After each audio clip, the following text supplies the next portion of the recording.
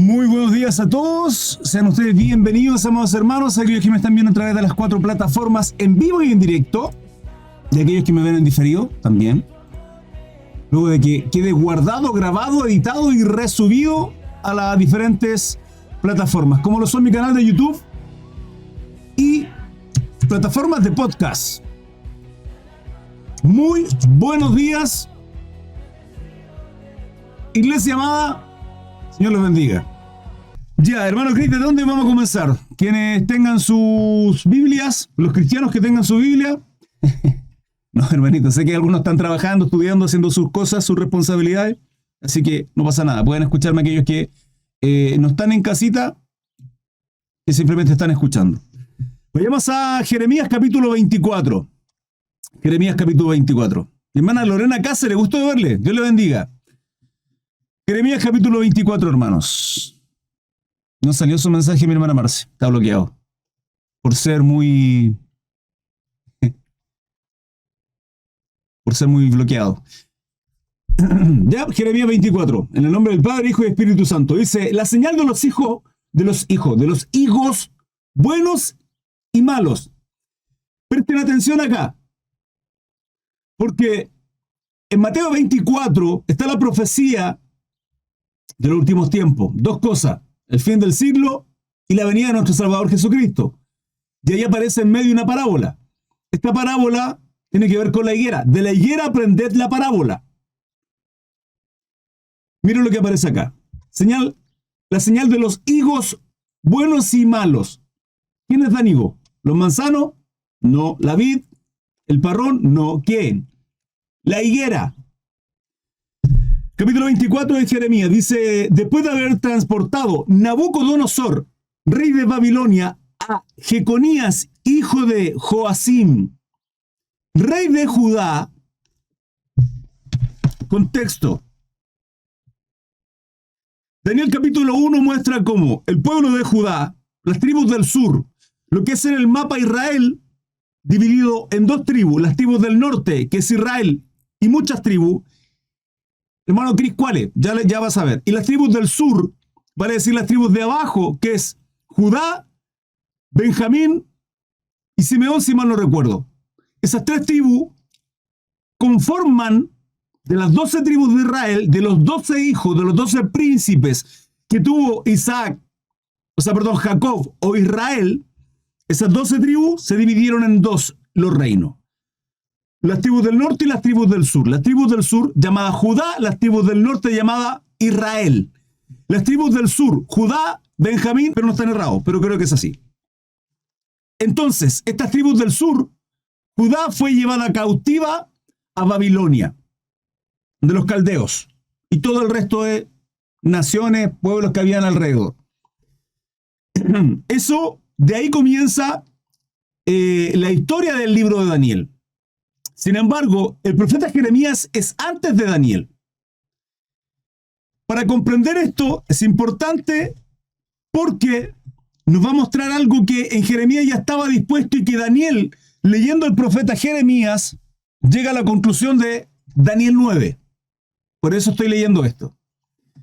Después de haber transportado Nabucodonosor, rey de Babilonia, a Jeconías, hijo de Joacim, rey de Judá, a Babilonia, sí, a los príncipes de Judá y los artesanos y herreros de Jerusalén, y haberlos llevado a Babilonia, me mostró Jehová 2 setas de higo puestas delante del templo de Jehová. Esto está en Segunda de Reyes, hermano, y en Segunda de Crónicas. Segunda de Reyes 24 y Segunda de Crónicas 36. Cuando yo le mencioné adelante con relación a Cuando lo mencionaba a modo de introducción, que esto nos va a ayudar a poder comprender situaciones que ocurrieron en los reinados, nos va a llevar a estudiar la historia de los reyes de Israel, partiendo por Saúl, y así su continuación, David, Salomón, etc., a modo de introducción.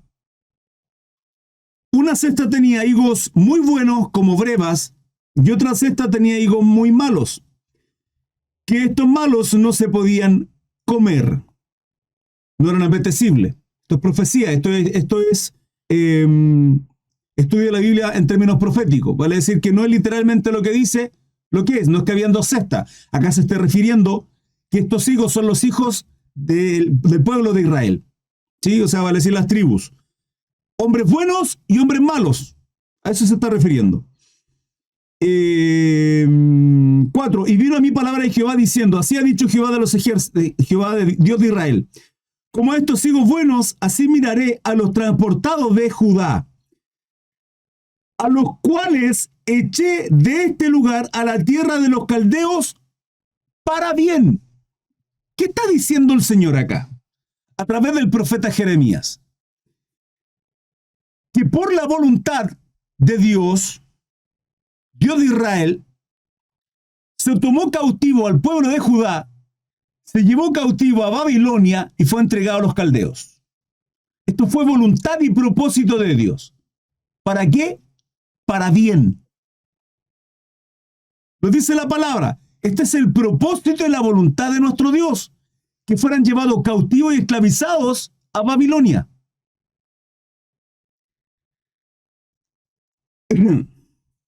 Porque pondré mis ojos sobre ellos para bien y los volveré a esta tierra. ¿Cuál tierra?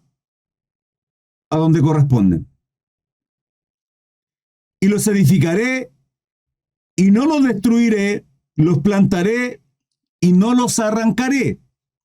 Y les daré corazón para que me conozcan que yo soy Jehová, y me serán por pueblo y yo les seré a ellos por Dios, porque se volverán a mí de todo su corazón. Y como los higos malos, que de malos no se pueden comer, así ha dicho Jehová, pondré a Sedequías, rey de Judá, a sus príncipes y al resto de Jerusalén, que quedó en esta tierra, y a los que moran en la tierra de Egipto. Y los daré por escarnio, ellos quedarán allá. Y los daré por escarnio y por mal a todos los reinos de la tierra, por infamia, por ejemplo, vale decir que lo que les ocurra a ellos es un ejemplo para el resto de todos nosotros, iglesia amada. No, pero Dios me ama. Acá, salvo siempre salvo. ¡Ja! ¡Ja! Aquellos que predican que no, practique pecado, hermano, no pasa nada, si los ejemplos que están en el Antiguo Testamento son para nada. Y los daré por escarnio y por mal a todos los reinos de la tierra, por infamia, por ejemplo, por refrán y por maldición a todos los lugares a donde yo los arroje. Y enviaré sobre ellos espada, hambre, pestilencia, hasta que sean exterminados a la tierra que les di a ellos y a sus padres. El pacto de Dios está sobre su pueblo, sí. ¿Ha permanecido? Sí. ¿Ha tenido misericordia? Sí. Pero el pueblo, no todos, siempre hay un remanente. Hermanos amados, siempre hay un remanente. Pero el pueblo se ha prostituido y lo podemos ver durante todo el Antiguo Testamento. Tanaj, todo el Antiguo Testamento. Como la nación de Israel se ha prostituido. Acá un pueblo, hoy nación, pero se ha prostituido. Ha abandonado a su Dios, ha sido ofensivo con el Creador y constantemente. Todos, no. Y podemos ver a través de la historia, y espero llegar a esto, mi intención es llegar a estudiar el Antiguo Testamento también, hermanos, que hoy por hoy estamos teniendo estudios bíblicos del Nuevo Testamento. Ya lo tenemos casi por completo, nos quedan los Evangelios, nos queda Hechos y Apocalipsis. Básicamente, el resto de las cartas paulinas ya están estudiadas, las epístolas generales ya están estudiadas, las de Juan también, Pedro. No nos queda solamente más que los Evangelios y Apocalipsis. Y quiero llegar a estudiar el Antiguo Testamento. Me encantaría, hermanos. Por eso es importante entender todo esto, para entender el contexto del Antiguo Testamento también. Si no, no podríamos. Sigo. No voy a leer todo el capítulo 25, pero es necesario continuar. 70 años de desolación. Palabra que vino a Jeremías acerca de todo el pueblo de Judá en el año 4 de Joacim, hijo de Josías, rey de Judá. Este es el mismo que está en el principio del 24. Joacim, hijo de Josías, rey de Judá, el cual era el año primero de Nabucodonosor, rey de Babilonia. Esto vuelvo al mismo contexto, capítulo 1 de Daniel, ¿sí? la cual habló el profeta Jeremías a todo el pueblo de Judá y a todos los moradores de Jerusalén, diciendo: desde el año 13 de Josías, hijo de Amón, rey de Judá, hasta hasta este día, que son 23 años, ha venido a mí palabra de Jehová. Y he hablado desde temprano sin cesar, pero no oísteis. Vale decir que las profecías por medio de Jeremías al pueblo no fueron escuchadas. Y envió Jehová a vosotros todos sus siervos, los profetas, y enviándoles desde temprano y sin cesar, pero no oísteis ni inclinaste vuestro oído para escuchar. Atentos, iglesia, porque el Señor está hablando. Cuando decían: volveos ahora de vuestro mal camino y de la maldad de vuestras obras, y moraréis en la tierra que os dio Jehová a vosotros y a vuestros padres para siempre, Canaán. Y no vayáis en pos de dioses ajenos, sirviéndoles y adorándoles, ni me provoquéis a ira con la obra de vuestras manos, y no os haré mal. Todo el Antiguo Testamento, todo el Nuevo Testamento, la palabra, los profetas, los siervos, los ministros, los sacerdotes, los líderes, los jueces, hasta nuestro Señor Jesucristo nos llama a arrepentirnos, a quebrantar nuestro corazón y a buscar de Jehová, a buscar de nuestro Dios, el Dios creador de todas las cosas, y que se llama Abba, nuestro Padre. Es una constante, hermano. Y acá está hablando al pueblo, pero también a nosotros. La palabra nos dice que como iglesia tenemos que perseverar en santidad, que tenemos que arrepentirnos, quebrantarnos, metanoia, y una transformación en nosotros de nuestro mal camino a lo que Cristo quiere hacer en nosotros. O no solo lo que quiere hacer, a restituir lo que Dios en su propósito por el cual nos formó y nos creó, adoradores. Hermano, usted es adorador. Y su carrera, su vida, su caminar, tiene que ser eso, una adoración a nuestro Dios. Pero que hacia el pueblo se prostituía, que hacia el pueblo se apartaba, que hacia el pueblo se alejaba constantemente. Es lo que hacía el pueblo hebreo. Todo el Antiguo Testamento, todo el Nuevo Testamento nos llama a quebrantar nuestro corazón, a arrepentirnos y a buscar de Jehová, nuestro Dios. Bendito sea el Señor. Pero no me habéis oído, dice Jehová, para provocarme a ira con la obra de vuestras manos para mal vuestro. Cuando habla de la obra de vuestras manos, está hablando de cómo levantaban ídolos, hermano. El becerro de oro, hoy día estatuas. No solo, escúchame bien, no solo en la iglesia católica, la iglesia cristiana también tiene ídolos. Muchos cristianos por ahí idolatrando a Messi, Cristiano Ronaldo, Bad Bunny. ¿Cuántos ídolos más harán en nosotros, hermano? No, pero los católicos son los únicos idólatras. El trabajo, los hijos, mi esposo. ¿Quién es el primer lugar? Si hay algo o alguien que no está en el primer lugar en mi vida, es idolatría, hermano. Eso es idolatría. He aquí enviaré y tomaré a todas las tribus del norte, dice Jehová, y a Nabucodonosor, rey de Babilonia, mi siervo. Pero no, si hemos estudiado que Nabucodonosor era un rey pagano. Sí, ¿hasta cuándo? Hasta cuando Jehová Dios lo quebranta y él termina, ¿qué? Glorificando al Dios de Israel, a nuestro Señor. Lo estudiamos, hermano. Mi siervo, y los traeré contra esta. Cuando dice mi siervo, hermano, es porque servimos a un Dios que es soberano. Él hace como Él quiere. Él usa a quien Él quiere. Habla de huestes demoníacas. Aún Satanás está bajo la autoridad de nuestro Dios. Aún Satanás, hermano. No, y Job. ¿Quién tentó a Job? ¿Fue Satanás, hermano? No, fue Satanás. Fue nuestro Dios. Sí, pero la Biblia dice Satanás. ¿Por quién?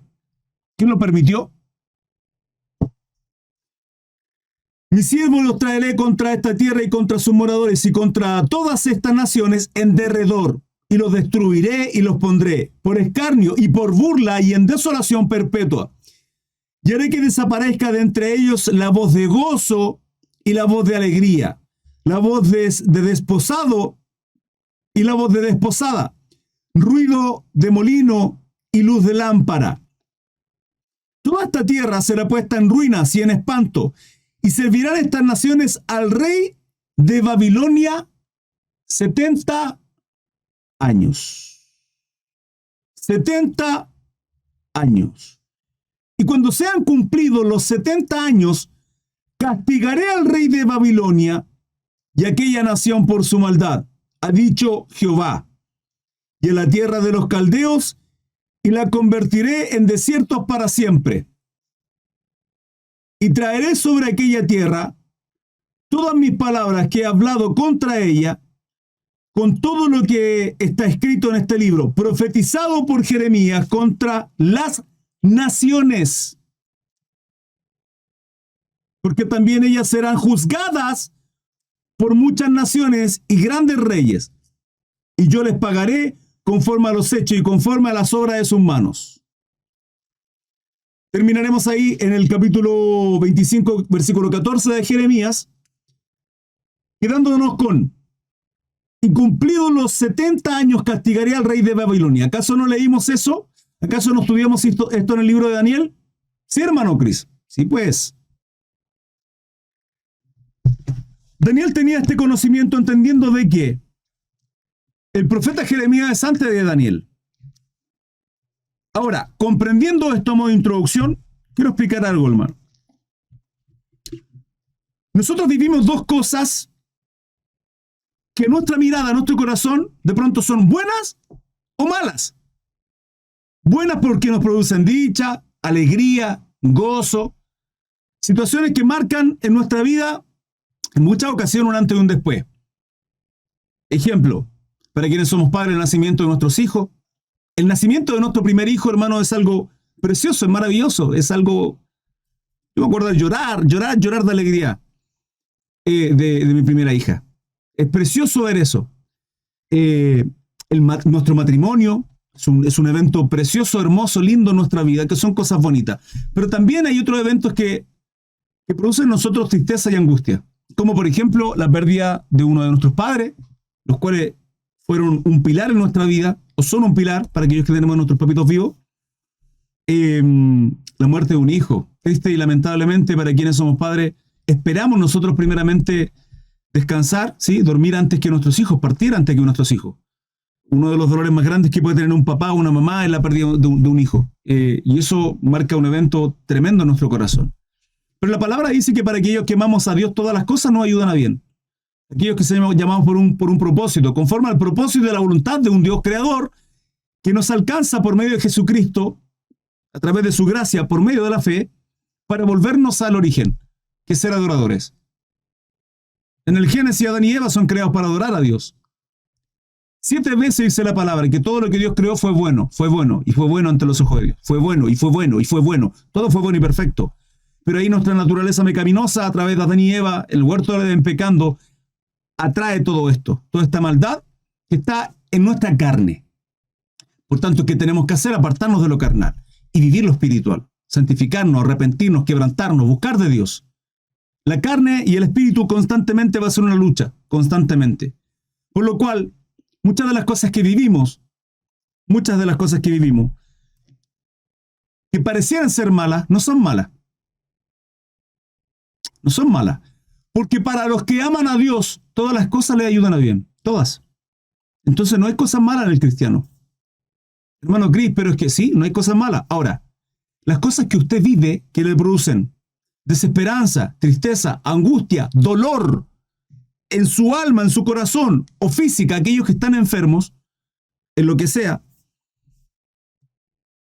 ciertamente, y al igual que José, Dios transforma las cosas para bien. Porque para los que aman a Dios... Ahora, las cosas desafortunadas, tristes, angustiosas, lamentables, que producen un dolor en nosotros, se producen por 2 motivos.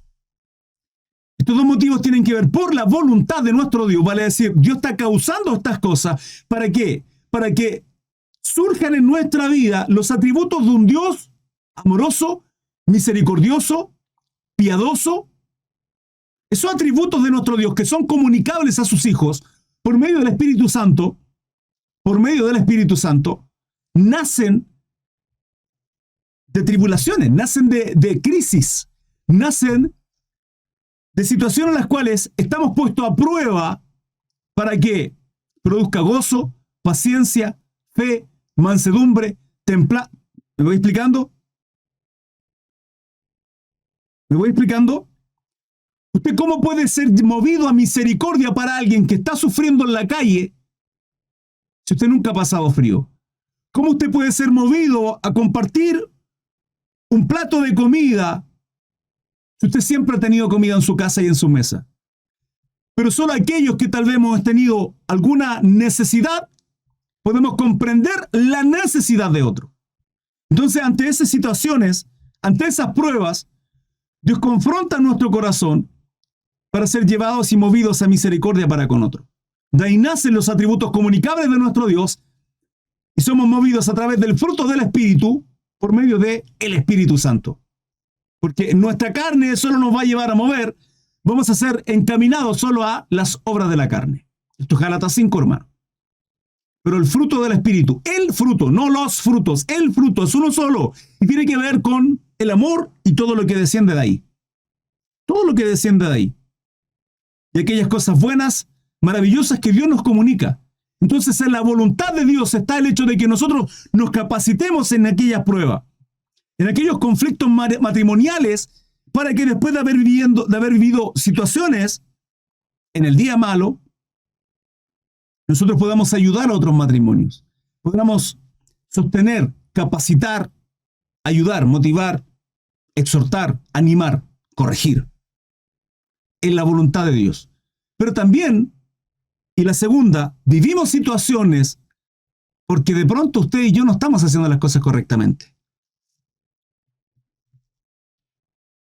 Jeremías dice que fue la voluntad de Dios que el pueblo fuera cautivo a Babilonia. ¿Por qué? ¿Porque Dios los quiso entregar? No, hermano, porque se prostituían, porque se regocijaban en la obra de sus manos, levantaban ídolos, se postraban, adoraban. ¿Quieren adorar? ¿Quieren postrar? Bueno, vayan ante mi siervo, Nabucodonosor, y ahí ahí se postrarán. Vayan allá, pero van a ser cautivos. Y esta fue la constante, tanto desde el Génesis, hermano. Desde el Génesis. Podemos ver la historia de Israel en Egipto, Babilonia, Medo-Persa, ante los griegos, ante los romanos, ante los nazis. Esta es toda la historia del pueblo completa y absolutamente prostituyéndose contra el Dios de Israel, contra su Dios. Dios dice, haré pacto entre ustedes y yo. Y quienes lo cumplan, seguiré bendiciéndole. Hermanos, veamos Deuteronomio, la cantidad de bendiciones que están descritas ahí. Y las maldiciones. Desde el 1 al 14, Deuteronomio 28, bendiciones de la obediencia. Esto es para nosotros, hermanos. Esto es igual para nosotros, iglesia. Desde el 1 al 14. Desde el 1 al 14. Hermanos, solo 14 versículos, solo 14. Consecuencias de la desobediencia. Por no decir maldiciones. Porque solo un versículo. Maldito serás tú en la ciudad y maldito en el campo. Maldita tu canasta y tu arteza de amasar. Hermano Cris, hago esto otro. Y tengo escasez de... Bueno, o el propósito de la providencia de nuestro Dios soberano. O usted no está siendo obediente.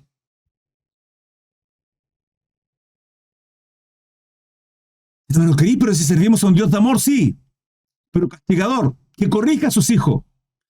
Y lo que hace y los entrega en las situaciones que sea, lo hace para bien. ¿Por qué, hermano aquí? Para quebrantar la dureza de nuestro corazón y comprender que solo a Él adoramos y glorificamos. Pero ahí estamos levantando ídolos. Ahí estamos adorando. Pastor, ¿por qué? No, lo que pasa, pastor, es que el domingo tuve que trabajar, entonces ya, ¿y cuándo? No, es que estaba cansadito, trabajo toda la semana. Bueno, ahí entonces, ¿qué espera? ¿Qué espera si no se está consagrando? ¿Qué espera si se ha apartado de Dios? ¿Qué espera si su corazón se ha secado? Que Dios les bendiga, hermano. Deuteronomio 28, del 15 al 68, hermano.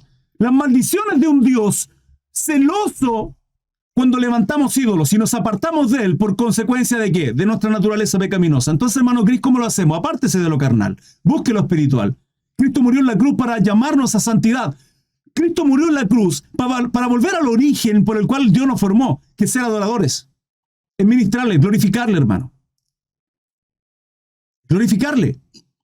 Las consecuencias, las bendiciones de la obediencia, Deuteronomio 28 del 1 al 14. Las consecuencias de la desobediencia, vale decir maldiciones, del 15 al 68. Podemos comprender entonces por qué nuestro Dios nos tiene que quebrantar. Y cuando entendemos eso, entendemos por qué Mateo 18, del 15 en adelante, nos habla de cómo tenemos que perdonar a un hermano. Llamados a misericordia, llamados a la empatía, a la caridad, al amor, a abrazar a aquel que se equivocó. Sí, duele el ego. Duele el ego cuando un hermano peca contra nosotros. Nos injuria, miente o lo que sea, hermano. Pero ahí el juicio en el sentido de el hermano pecó contra mí. Usted está juzgando el acto, hermano. Eso es un juicio, usted está juzgándolo. ¿Qué tiene que hacer? Traerlo y avergonzarlo. Continúa con 2 o 3 testigos. Continúa delante de toda la congregación. Fíjese que cómo va escalando la vergüenza. Va escalando. Yo y usted y yo juntos, ahí. Listo, hermano. Quedó acá entre nosotros, no pasa nada. Ni usted ni yo vamos a mandar a hablar. No, es que el hermano, el hermano, nada. Usted no hable. Ese chisme, ese cagüín, ese mal hablar, cagüín se dice en Chile, es un pecado. Usted habló con él, se solucionó, se pidieron perdón, hermanos, como siempre, listo, se acabó ahí. Es mi hermano. Yo me puedo equivocar, él se puede equivocar. Perfecto. Pero si continúa, hermano Cris, bueno, delante de 2 o 3 testigos. Hermanito, pastor, aquí esto pasa, ocurre, esta es la segunda vez que hablo con usted. Hay precedente, fue la segunda, ¿no? ¿Cierto? Hablamos los dos en privado. Ok, esta es la segunda. Su vergüenza ante 2 o 3 hermanos. Eso debería quebrantar nuestro corazón. Y así Dios va quebrantando nuestra vida. Así va quebrantando. ¿Hasta qué punto? Hasta cuando ya usted, hermano, está completamente corrupto. Completamente corrupto.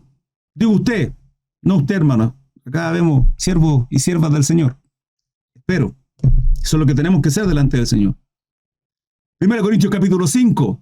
La vergüenza fue tal que Pablo le dice a la iglesia, aparten ese hipócrita. Vamos a seguir con la tontera. Mateo 7:5, hipócrita. Porque era un hipócrita, hermano. Se hacía llamar cristiano y se acostaba con la mujer de su padre, o sea, con su madrastra. Somos cristianos y andamos emborrachándonos. Somos cristianos y andamos idolatrando. Es que eso es lo que somos. Hipócrita, hermano. Si no somos otra cosa. Por eso tiene que haber una constante en nosotros de quebrantar nuestra alma delante del Señor, tal cual lo hacía David. Hermano, la vida de David fue una película completa, pero uno ve dos fotos, ¿sí? Entendiendo que una película son fotografías, frame per second, fotogramas por segundo. Eso es una película. Un video es eso. Son muchas imágenes por segundo. 30, 29 en el cine, 60 en muchos videos. En su teléfono usted puede grabar. Y al grabar dice fotogramas por segundo, frame per second. Significa que el video no es otra cosa más que fotografías. Es así como los dibujos animados cuando lo hacían así. Eso así, son muchas fotografías. Y usted al moverla rápidamente da la impresión de que es un video. Usted puede hacer un video a través de muchos dibujos y ver cómo va la transición. Así se hacían los dibujos animados. La vida de nosotros es así y Dios nos ve así. La vida de David fue así. Y ese video de David, de toda la vida del siervo de Dios, conforme al corazón de nuestro Señor, claro, usted ve y dice, pero hermano Cris pecó, sí, claro, adulteró, sí, claro, mató y maquineó todo eso, sí. Pero a lo largo de su vida, el corazón de David fue quebrantarse ante la presencia de Dios. Porque cuando pecó no fue soberbio. Cuando pecó se secaron sus huesos, hermano. Se sintió podrido por dentro, a tal punto que termina siendo confrontado por el profeta y pide que la presencia de Dios jamás se aparte. Quebrantado ante el Señor. Quebrantado, hermano. Y eso es lo que usted y yo tenemos que hacer cada vez que pecamos, hermano. Porque vamos a pecar. La pregunta no es si lo vamos a hacer o no. La pregunta es cuándo y cómo. Porque además el pecado trae consecuencias. Algunas más desastrosas, otras más evidentes y otras más privadas. Otras más privadas. Usted puede mentir. Muchas consecuencias eso no va a traer, además de abrir portales espirituales. Pero si usted adultera y engaña a su esposa, la consecuencia de eso va a ser ¿qué? ¿Me explico? Entonces, 2 cosas por las cuales estamos viviendo situaciones conflictivas malas en nuestra vida. Una, prueba de Dios, pero eso tiene un corto tiempo. ¿Hasta cuándo? Hasta cuando Dios ve que vamos creciendo y capacitándonos. pero van a venir muchas pruebas. Y ahí son utilizados también las huestes demoníacas, hermano. ¿Cómo usted practica la paciencia? ¿Cómo va a tener paciencia, hermano? ¿Qué dice acá? Mire, Daniel 10 dice, vaya y compre en la esquina 1 kilo de paciencia. No, hermano, la paciencia no funciona así. Dios lo va a exponer a situaciones para tener paciencia. Dios lo va a exponer ante una persona que le va a gritar, le va a agredir, lo va a insultar mientras usted predica la palabra.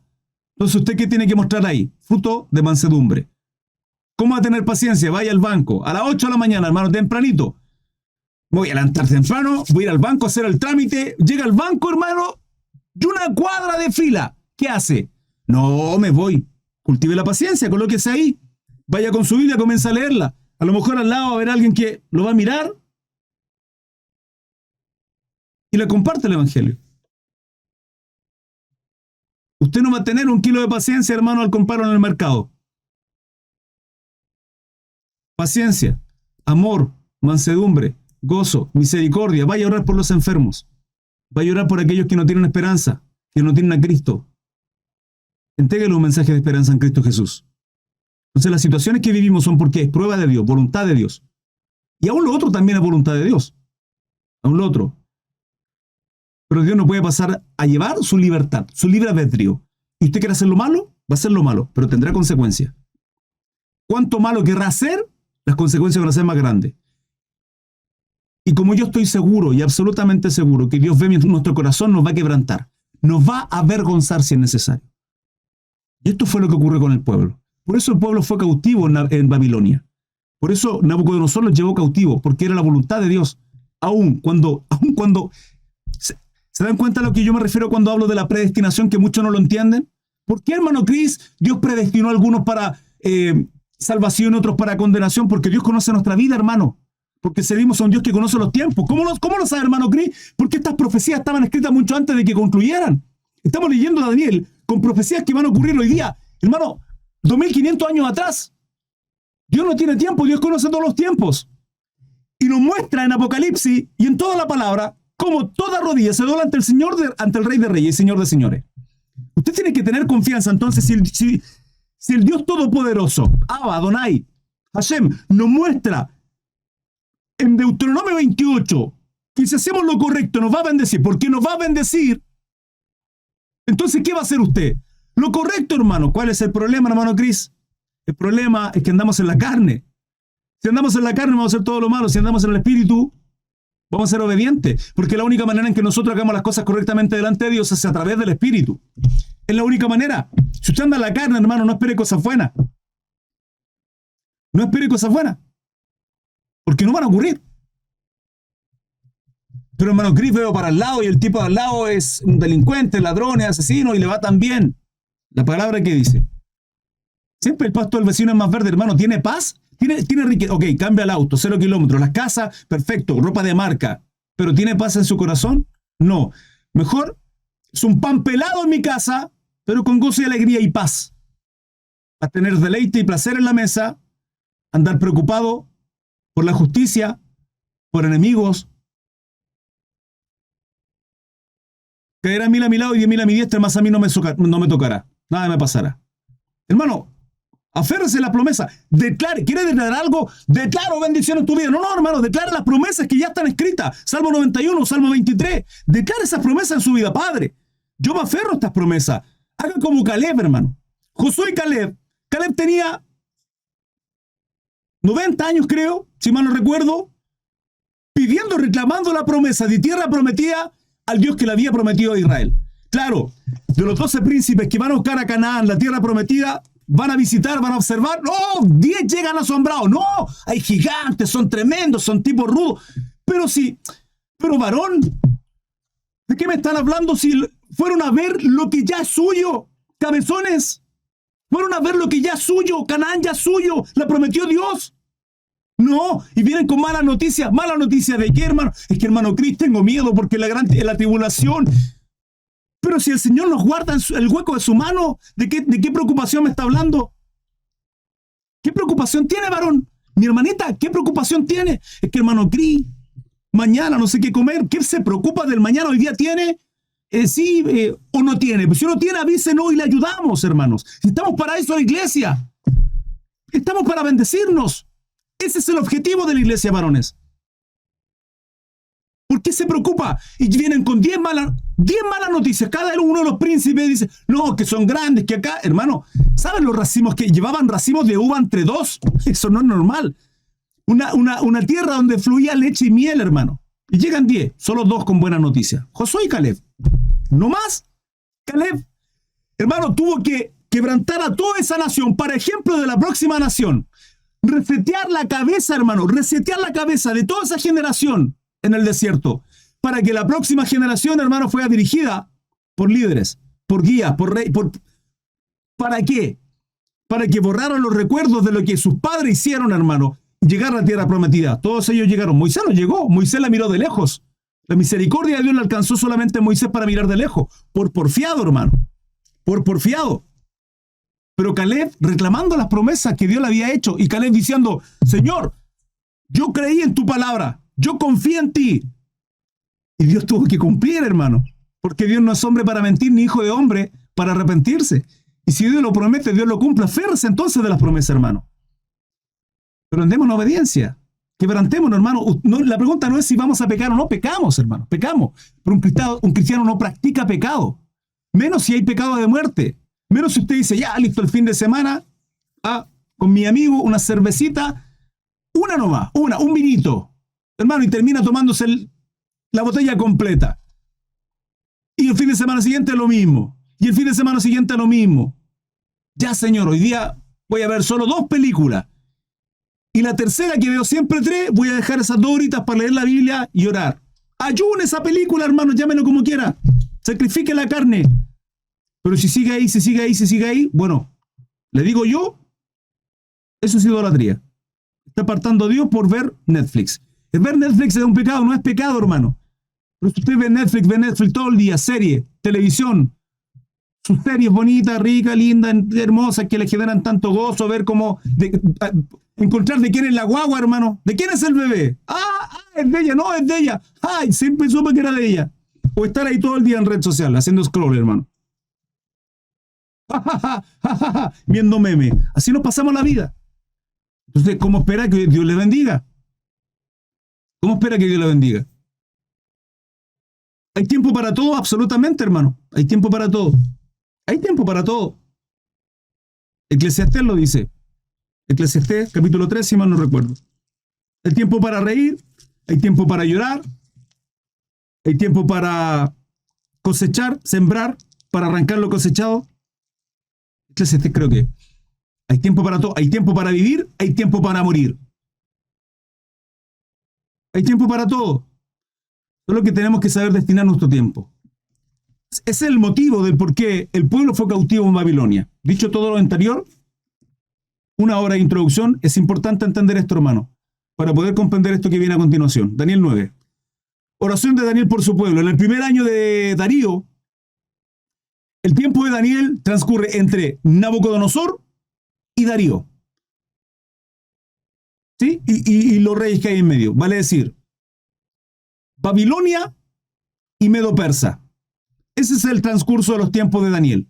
Y como pudimos darnos cuenta en Jeremías mucho antes.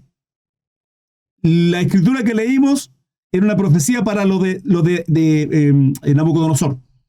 Y que ya ahí se había destinado 70 años en los cuales el pueblo iba a ser cautivo. 70 años. Por eso quería llegar a ese punto para comenzar ahora a leer esto. En el año primero, Darío, hijo de Asuero, de la nación de los medos, ¿ven? Medo y Persa, de los medos. Y vino a ser rey sobre el reino de los caldeos. En el año primero de su reinado, yo, Daniel, miré atentamente en los libros el número de los años de que habló Jehová el profeta Jeremías. ¿Qué estaba haciendo Daniel? Leyendo el profeta Jeremías, hermano. Que habían de cumplirse las desolaciones de Jerusalén en 70 años. Esto es Jeremías 25 y Jeremías 29 también. 29:10. Y volví mi rostro al Señor, buscándole en oración y ruego, en ayuno, silicio y ceniza. ¿Cuándo Daniel hace esto? ¿Cuándo comienza a ayunar y a orar? ¿Cuándo? Sino cuando estaba pronta a cumplirse esta profecía. Vale decir, en el tiempo en que Babilonia, Judá, iba a volver a su tierra. ¿Acaso eso a nosotros no nos debería mover, hermanos amados, a orar y ayunar por la iglesia, por el pueblo y la nación de Israel, por alcanzar a aquellos que aún no han sido alcanzados? Y oré a Jehová mi Dios, e hice confesión diciendo: ahora, Señor Dios grande, digno de ser temido, que guardas el pacto y la misericordia con los que te aman. Dios guarda el pacto, pero con los que le aman y con los que guardan el pacto y guardan tus mandamientos. Hemos pecado. Daniel, esto es una oración intercesora, hermano. Hemos pecado, dice Daniel, pero Daniel era justo, hermano. Ahora, no perfecto, ciertamente. El único perfecto es nuestro Salvador Jesucristo. Pero Daniel era justo y dice: hemos pecado. Hemos cometido iniquidad. Hemos hecho impíamente. Y hemos sido rebeldes y nos hemos apartado de tus mandamientos y tus ordenanzas. Dios no ve solo una persona, hermano. Dios ve generaciones. Ve generaciones, pueblos y naciones. Y somos parte de. Cuando Dios lo ve a usted, varones, Dios no lo ve solo a usted. Dios ve su casa. Dios ve sus hijos. Porque nosotros lo que levantamos son pastores, son maestros, son profetas, son reyes, ¿sí? El llamado de Dios. Dios obrará. Pero usted les enseña el amor, el temor, la misericordia de un Dios todopoderoso, el cual no son sus hijos, son de Él. Usted les ministra, usted les administra, usted los edifica, usted les corrige, usted les ama, los cuida, porque son los hijos del Dios de dioses, del Rey de Reyes. Entonces, entreguémosles todos esos valores, esos principios a nuestros hijos, para que de ellos salgan mucho pueblo, ministros. Dios lo usará como Él quiera. Él llamará pastores o no, o diáconos o no, pero siervos ciertamente, hijos de Dios, con temor y amor. Tuya es, Señor, la justicia.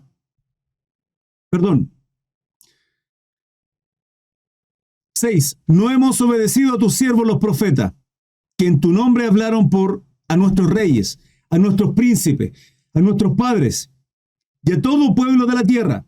Tuya es, Señor, la justicia y nuestra la confusión de rostro.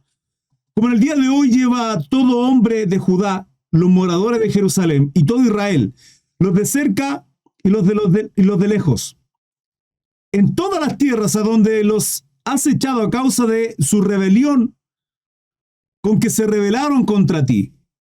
Oh Jehová, nuestra es la confusión de rostro de nuestros reyes, de nuestros príncipes y de nuestros padres, porque contra ti pecamos. Esta es la oración y el ruego de Daniel, hermanos.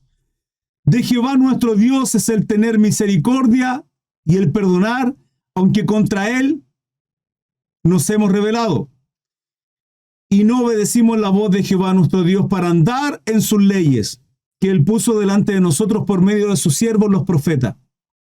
Todo Israel traspasó tu ley, apartándose para no obedecer tu voz, por lo cual ha caído sobre nosotros la maldición y el juramento que está escrito en la ley de Moisés, siervo de Dios, porque contra él pecamos. Acá, ¿a qué está haciendo referencia? Sino a la desobediencia que tuvo el pueblo y que mencioné en Deuteronomio 28, hermano. En Deuteronomio 28 está descrito del 15 en adelante